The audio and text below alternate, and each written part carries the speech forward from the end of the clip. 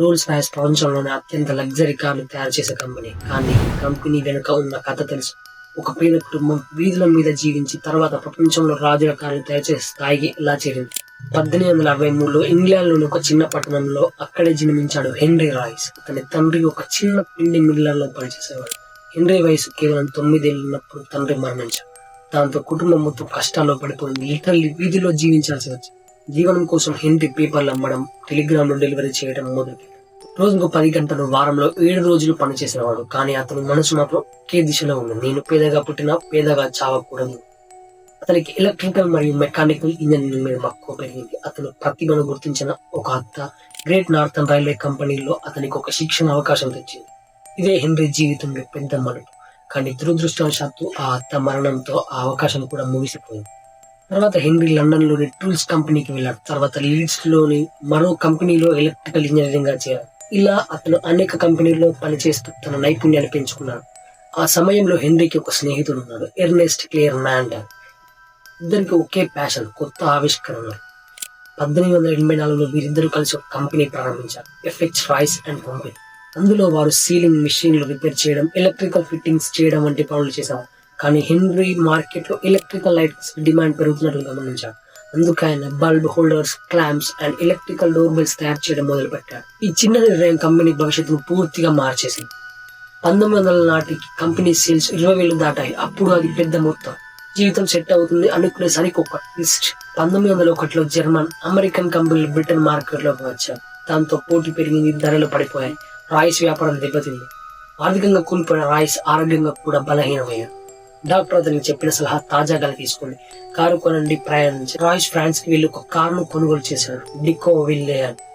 కానీ ఆ కారు బాగా నడలేదు. శబ్దం ఎక్కువ, బ్రేక్స్ బలహీనంగా, ఇంజన్ వేడి ఎక్కువ. హెన్రీ లాంటి పరిపూర్ణతవాది ఈ పరిస్థితిని భరించలేకపోయాడు. అతను చిన్న మార్పులు చేయాలని మొదలుపెట్టి చివరికి ఆ కారుని పూర్తిగా రీడిజైన్ చేశాడు. మరి అద్భుతం జరిగిపోయింది. అసలు కారు కంటే పర్ఫెక్ట్ గా మారింది. ఇదే రాయ్స్ కి నమ్మకాన్ని ఇచ్చింది. నేను నా కార్లను తయారు చేయగలను. 1904 ఏప్రిల్ 1న అతను తన 10 horse power 2 cylinder car test చేశాడు. కారు 50 కిలోమీటర్లు ఎటువంటి సమస్య లేకుండా పరిగెత్తింది. ఈ విజయంతో హెన్రీ 15 కొత్త కార్లు తయారు చేశాడు. అప్పుడే మరో వ్యక్తి, చార్ల్స్ రోల్స్, లగ్జరీ కార్లను అమ్మే వ్యాపారి, రాయ్స్ గురించి విన్నాడు. అతను ఆ రాయ్స్ ని కలిసి కార్లను చూశాడు. చూసిన వెంటనే అతను షాక్ అయ్యాడు. ఇలాంటి ఇంజనీరింగ్ నేను ఎప్పుడు చూడలేదు. అక్కడే ఒక నిర్ణయం, రోల్స్ రాయ్స్ పుట్టింది. 1906లో రోల్స్ రాయ్స్ లిమిటెడ్ అధికారికంగా స్థాపించబడింది. తర్వాత వారు తయారు చేసిన సిల్వర్ గోస్ట్ కార్ ప్రపంచాన్ని ఆశ్చర్యపరిచింది. దాని ఇంజన్ అంత సైలెంట్ గా ఉంది. కాయిన్ ని బోనెట్ మీద ఉంచిన కదలలేదు. దాంతో ఆ కార్ ని సిల్వర్ గోస్ట్ అని పేరు. సైలెన్స్ లో నడిచే కారు. రేసింగ్ పోటీలో ఈ కార్ అద్భుతంగా నడిచింది. రోల్స్ రాయ్స్ అనేది ఇప్పుడు కేవలం బ్రాండ్ కాదు, గౌరవం, నమ్మకం, లగ్జరీకి సింబల్. కానీ తర్వాత మళ్ళీ కాలం పరీక్ష పెట్టింది. మొదటి ప్రపంచ యుద్ధం ప్రారంభమైంది. లగ్జరీ కార్ల మార్కెట్ కూలిపోయింది. రోల్స్ రాయ్స్ నిలబడుతుందా అని అందరూ. కానీ ఆ కంపెనీ మైండ్ సెట్ వేరే. సమస్య కాదు, అవకాశం. వారు సిల్వర్ గోస్ట్ కార్ ని సవరించి ఆర్మర్డ్ కార్ గా మార్చారు. దాంతో అది యుద్ధంలో కూడా ఉపయోగించబడింది, మిడిల్ ఈస్ట్, ఆఫ్రికా, డిజర్ట్ లో. తర్వాత రోల్స్ రాయ్స్ ఏరో ఇంజనీరింగ్ లను కూడా తయారు చేయడం ప్రారంభించింది. దాంతో కంపెనీ పేరు మరింత పెరిగింది. యుద్ధం తర్వాత రోల్స్ రాయ్స్ మళ్ళీ లగ్జరీ కార్ల తయారీలోకి వచ్చింది. 1919లో ఒక pilot, alcohol Rolls Royce engine తో అట్లాంటిక్ దాటాడు. ఇదే రోల్స్ రాయ్స్ ని ఎయిర్ క్రాఫ్ట్ ప్రపంచంలోకి తీసుకెళ్లి 1930లో రోల్స్ రాయ్స్ ఇండియాలోకి కూడా ప్రవేశించింది. మహారాజులు ఈ కార్లను రాజసంఘ గుర్తుగా కొనుగోలు చేశారు. కానీ 1929 మహా ఆర్థిక మాధ్యం కారణంగా కంపెనీకి మళ్లీ నష్టం జరిగింది. 1933లో హెన్రీ రాయ్స్ మరణించాడు. 70 ఏళ్ల వయసులో అది కంపెనీకి మరో పెద్ద షాక్. కానీ రోల్స్ రాయ్స్ అతని దృష్టిని కొనసాగించేది. Best car in the world అనే పేరు గెలిచింది.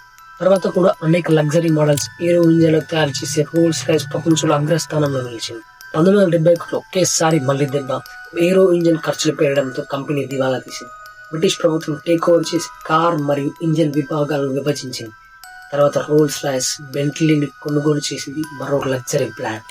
ఇప్పుడు కూడా రోల్స్ రాయ్స్ అంటే ప్రపంచంలో లగ్జరీకి నిర్వచనం. కేవలం ధనవంతులే కాదు, కళలున్న ప్రతి ఒక్కరికి ఒక స్ఫూర్తి. ఎందుకంటే హెన్రీ రాయ్స్ మనకు నేర్పిన మాట, పేదరికం తాత్కాలికం, కష్టం, ప్యాషన్, నమ్మకం శాశ్వతము.